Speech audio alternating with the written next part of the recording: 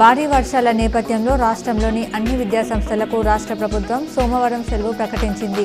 అన్ని ప్రభుత్వ, ప్రైవేట్ విద్యాసంస్థలు తప్పనిసరిగా సెలవు ఇవ్వాలని టీజీ ప్రభుత్వం స్పష్టం చేసింది.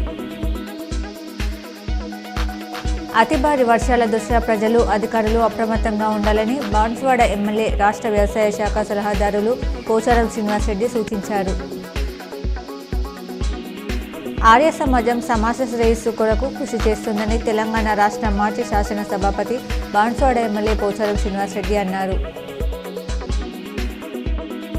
రెడ్ అలర్ట్ నేపథ్యంలో కలెక్టరేట్లో కంట్రోల్ రూమ్ ఏర్పాటు చేశామని జిల్లా కలెక్టర్ రాజీవ్ గాంధీ హనుమంతు తెలిపారు. కామారెడ్డి జిల్లా వ్యాప్తంగా వర్షం దంచి కొట్టింది. పలు ఇళ్లలోకి నీరు చేరాయి. వాహనదారులు తీవ్ర ఇబ్బందులు ఎదుర్కొన్నారు.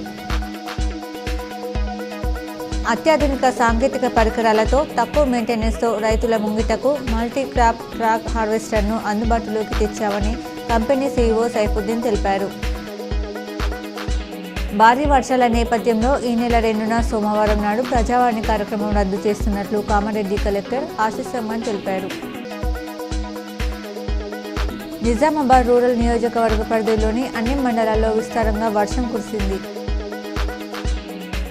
ముదిరాజ్ కులస్తులను బీసీబీ నుంచి బీసీఏలోకి మార్చాలని, ముదిరాజ్ కార్పొరేషన్కు 5,000 కోట్ల నిధులు మంజూరు చేయాలని ముదిరాజ్ కుల జాతీయ ప్రధాన కార్యదర్శి జగదీష్ డిమాండ్ చేశారు.